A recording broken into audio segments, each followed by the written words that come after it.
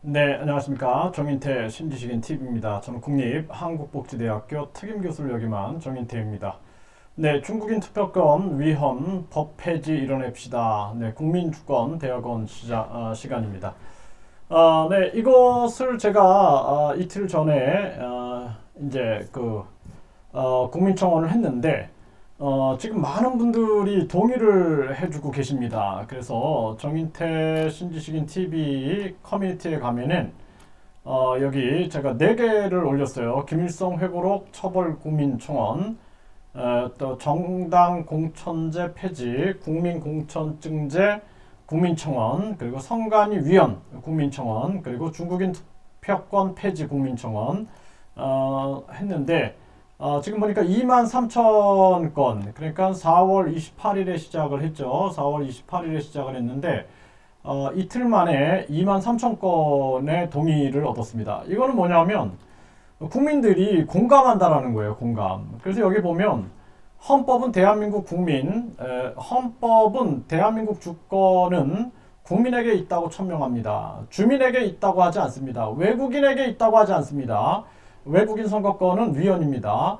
외국인들은 존중하고 차별하지 않습니다. 하지만 선거권은 대한민국 국민의 고유 권한입니다.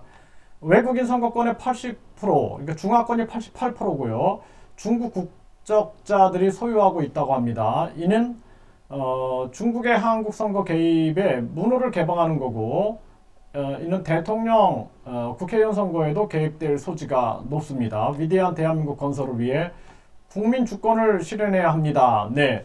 우리가 차주 독립 주권이라는 것은 굉장히 중요합니다. 그래서 많은 국민들이 지금 이틀 만에 2만 3천이면은 제가 봤을 땐 20만을 찍을 거다. 네. 그래서 한 달 안에 30일 안에 20만을 찍게 되면은 정부가 답변하게 돼 있어요. 그 과정에서 여론이 형성이 됩니다. 여론이. 그래서 지금 뭐 제가 기사 검색을 해보니까 이제 기사에 또 많이 나오고 있어요. 그래서 네, 외국인 투표권으로 기사를 검색을 해보니 이렇게 이제 이렇게 기사화되고 있습니다. 현재 기사화돼서 외국인 투표권자 80%가 중국인 선거권 폐지하라 해가지고 이데일리에도 나왔어요. 이데일리에도 지금 11,000명이 이제 청원했다. 지금 2만 3천이 넘었죠. 네, 이렇게 이데일리에도 나오고, 그 다음에 또 여기 보면은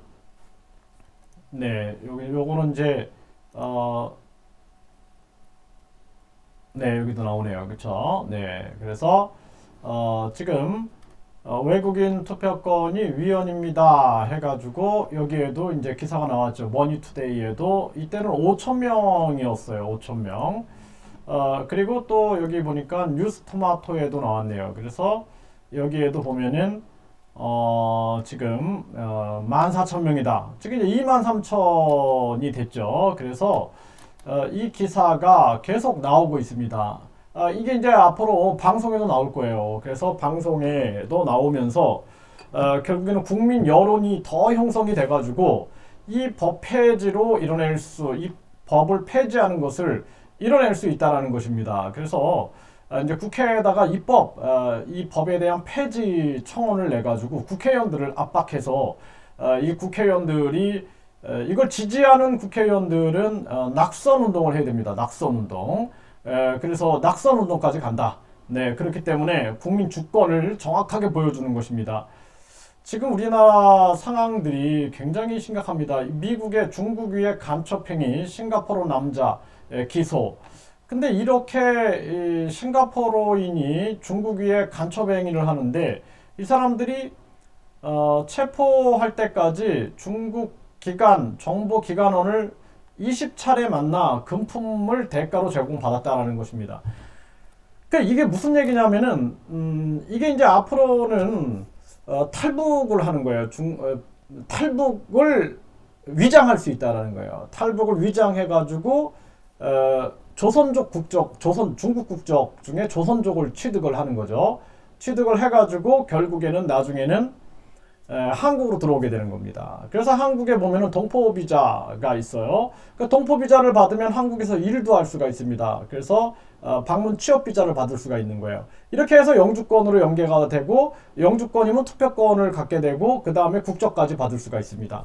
그리고 이제 국적에도 어디 출신인지를 표기하지 않기 때문에, 그렇기 때문에 이제 우리는 굉장히 위험한 안보 상황에 놓일 수가 있다는 것입니다. 굉장히 중요한 사항이에요. 그래서 제가 공산권 국가에 있다가, 제가 대한민국 사람입니다. 예, 대한민국 사람이고, 저희 아버지도 대한민국 사람이고, 저희 할아버지도 대한민국 사람인데, 대대로 그냥 대한민국 사람입니다. 원래 대한민국 사람인데, 제가 베트남 사람으로 국적이 바뀌어버린 거예요. 저도 모르게.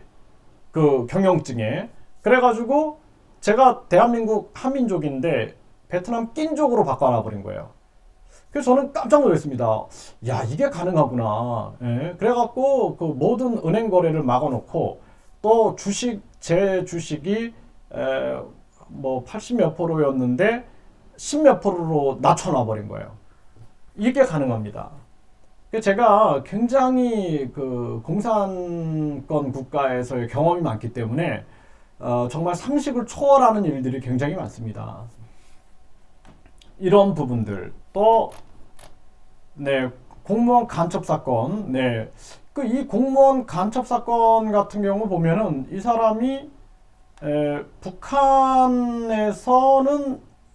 북한에서 탈북한 다음에 중국 국적을 받게 되죠. 네, 그 다음에 이제 한국 국적을 받게 돼요. 그럼 이름이 계속 바뀝니다. 류가강이라는 이름에서 류가강, 그 다음에 류광일, 이런 식으로 계속 이름이 바뀌었다.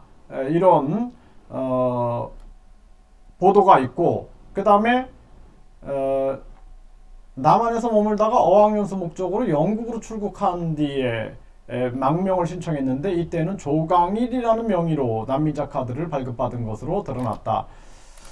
그러니까 그 난민 신청을 하는데, 우리가 진짜 난민들은 받아줘야 됩니다. 진짜 난민. 근데 가짜 난민들이 있어요. 가짜 난민. 그래서 저도 굉장히 그걸 많이 봤어요. 그래서 가짜 난민 비자 발급을 도와줄 수 있냐, 나한테. 뭐 이렇게 이제 저한테 문의를 하는 겁니다. 그래서 제가 이제 다양한 활동을 하다 보니까 많은 사람들이 저한테 그렇게 접근을 하는 거예요. 그래서 제가 그것을 그 법무부에다가 많이 제보를 한 적이 있습니다. 그래서 이런 부분들이 굉장히 많이 또 그 적발이 됩니다. 그래서 우리가 이러한 사건들이 일어나고 있다. 이거는 우리가 합리적 의심을 안 할 수가 없는 거예요. 네, 그래서 서울치 간첩 사건, 조선족 자살 시도 충격, 뭐 이런 기사도 나왔었고요. 이 더불어 동포연합회, 이렇게 해가지고 더불어 동포연합회가 출범을 했는데요.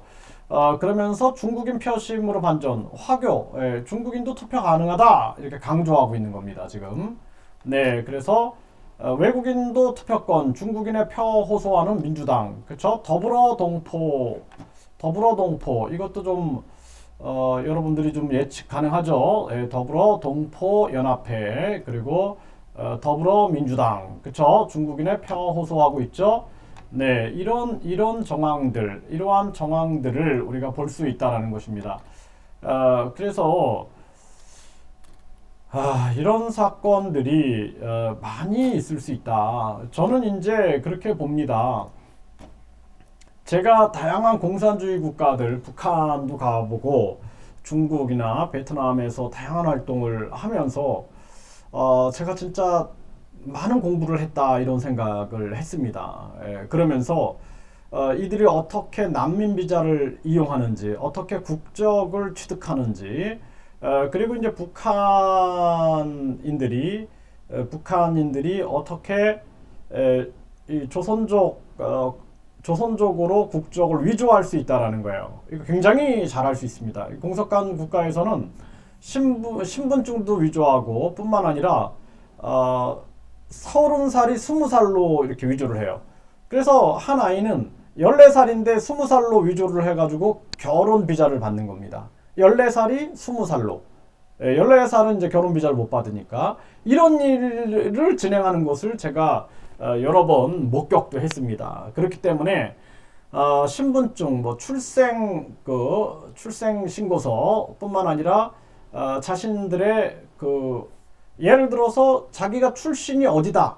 그러니까 이제 공산주의 국가들 보면은 거주 이전의 자유가 없기 때문에 출생지도 위조해 버리는 거예요. 호적도 위조해 버리는 겁니다.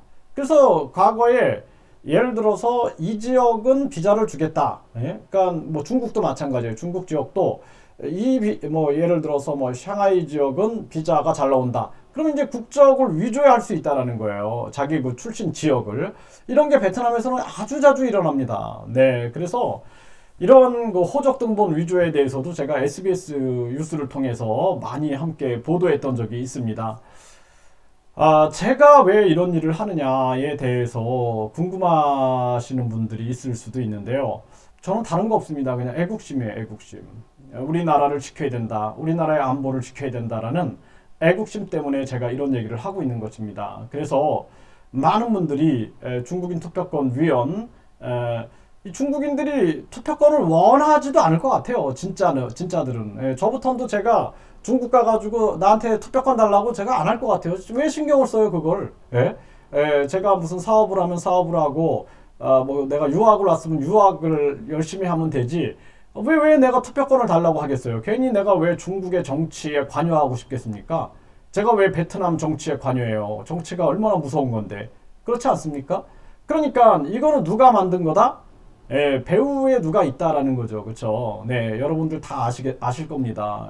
그래서 그러한 부분들을 우리가 철저하게 국민들이 깨어나야 된다라는 거예요. 그래서 많은 국민들이 중국인들이 투표권을 가지고 있다는 사실도 모르고 있는 경우도 되게 많아요. 그래서 이런 것들을 알려서 국민들의 정확한 판단을 받자 이렇게 원하고 있는 겁니다.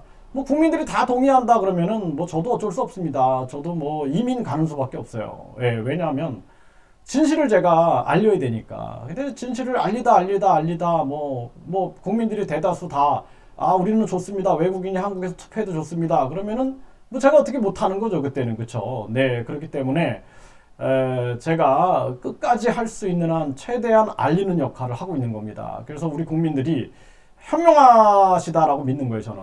그래서 분명히 이걸 막아낼 거다라는 확신을 갖고 움직이고 있는 겁니다. 네, 감사합니다.